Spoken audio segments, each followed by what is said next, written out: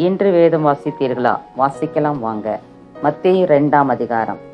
ஏரோது ராஜாவின் நாட்களில் யூதியாவில் உள்ள பெத்லெகேமிலே இயேசு பிறந்த பொழுது கிழக்கிலிருந்து சாஸ்திரிகள் எருசலேமுக்கு வந்து, யூதருக்கு ராஜாவாக பிறந்திருக்கிறவர் இங்கே, கிழக்கிலே அவருடைய நட்சத்திரத்தை கண்டு அவரை பணிந்து கொள்ள வந்தோம் என்றார்கள். ஏரோது ராஜா அதை கேட்ட பொழுது அவனும் அவனோடு கூட எருசலேம் நகரத்தார் அனைவரும் கலங்கினார்கள். அவன் பிரதான ஆசாரியர் ஜனத்தின் வேதபாரகர் எல்லாரையும் கூடி வரச் செய்து, கிறிஸ்துவானவர் எங்கே பிறப்பார் என்று அவரிடத்தில் விசாரித்தான். அதற்கு அவர்கள், யூதியாவில் உள்ள பெத்லெகேமிலே பிறப்பார். அதேனென்றால், யூதா தேசத்தில் உள்ள பெத்லெகேமே, யூதாவின் பிரபுக்களில் நீ சிறியவர்தல்ல, என் ஜனமாகி இஸ்ரவேலை ஆளும் பிரபு உன்னிடத்திலிருந்து புறப்படுவார் என்று தீர்க்கதரிசியினால் எழுதப்பட்டிருக்கிறது என்றார்கள். அப்பொழுது ஏரோது சாஸ்திரிகளை ரகசியமாக அழைத்து நட்சத்திரம் காணப்பட்ட காலத்தை குறித்து அவர்களிடத்தில் திட்டமாய் விசாரித்து, நீங்கள் போய் பிள்ளையை குறித்து திட்டமாய் விசாரியுங்கள், நீங்கள் அதை கண்ட பின்பு நானும் வந்து அதை பணிந்து கொள்ளும்படி எனக்கு அறிவியுங்கள் என்று சொல்லி அவர்களை பெத்லெகேமுக்கு அனுப்பினான்.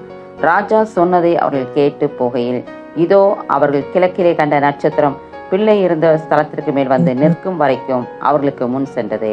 அவர்கள் அந்த நட்சத்திரத்தை கண்டபோது மிகுந்த ஆனந்த சந்தோஷம் அடைந்தார்கள். அவர்கள் அந்த வீட்டுக்குள் பிரவேசித்து பிள்ளையையும் அதன் தாயாகிய மரியாளையும் கண்டு சாஷ்டாங்கமாய் விழுந்து அதை பணிந்து கொண்டு தங்கள் பொக்கிஷங்களை திறந்து பொன்னையும் தூபவர்க்கத்தையும் வெள்ளை போலத்தையும் அதற்கு காணிக்கையாக வைத்தார்கள். பின்பு அவர்கள் ஏரோது நிலத்திற்கு திரும்பி போக வேண்டாம் என்று சொப்பனத்தில் தேவனால் எச்சரிக்கப்பட்டு வேறு வழியாய் தங்கள் தேசத்துக்கு திரும்பி போனார்கள். அவர்கள் போன பின்பு கர்த்தருடைய தூதன் சொப்பனத்தில் யோசேப்புக்கு காணப்பட்டு, ஏரோது பிள்ளையை கொலை செய்ய தேடுவான், ஆதலால் நீ எழுந்து பிள்ளையையும் அதன் தாயும் கூட்டிக் கொண்டு எகிப்துக்கு ஓடி போய் நான் உனக்கு சொல்லும் வரைக்கும் அங்கே இரு என்றான். அவன் எழுந்து இரவிலே பிள்ளையையும் அந்த தாயையும் கூட்டிக் கொண்டு எகிப்துக்கு புறப்பட்டு போய் ஏரோதின் மரண பரியந்தம் அங்கே இருந்தான். எகிப்திலிருந்து என் குமாரனை வரவழைத்தேன் என்று தீர்க்கதரிசியின் மூலமாய் கர்த்தரால் உரைக்கப்பட்டது நிறைவேறும்படி இப்படி நடந்தது. அப்பொழுது ஏரோது தான் சாஸ்திரிகளால் வஞ்சிக்கப்பட்டதை கண்டு மிகுந்த கோபமடைந்து ஆட்களை அனுப்பி தான் சாஸ்திரிடத்தில் திட்டமாய் விசாரித்த காலத்தின்படியே பெத்லெகேமிலும் அதன் சகல எல்லைகளிலும் இருந்த 2 வயதுக்குட்பட்ட எல்லா ஆண் பிள்ளைகளையும் கொலை செய்தான். புலம்பலும் அழுகையும் மிகுந்த துக்கம் கொண்டாடலுமாக்கிய கூக்குரல் ராமாவிலே கேட்கப்பட்டது.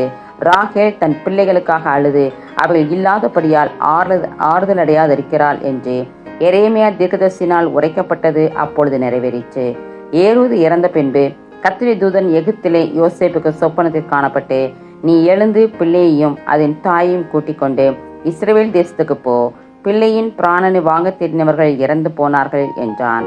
அவன் எழுந்து பிள்ளையையும் அதன் தாயையும் கூட்டிக் கொண்டு இஸ்ரவேல் தேசத்துக்கு வந்தான். ஆகிலும் அர்கெலாயு தன் தகப்பனாகிய ஏரோதின் பட்டத்துக்கு வந்து யூதியாவில் அரசாளுகிறான் என்று கேள்விப்பட்டு அங்கே போக பயந்தான். அப்பொழுது அவன் சொப்பனத்தில் தேவனால் எச்சரிக்கப்பட்டு கலிலியா நாட்டின் புறங்களிலே விலகி போய் நாசரேத் என்னும் ஊரிலே வந்து வாசமணினான். நசரேயன் என்னப்படுவார் என்று தீர்க்கதரிசிகளால் உரைக்கப்பட்டது நிறைவேறும்படி இப்படி நடந்தது.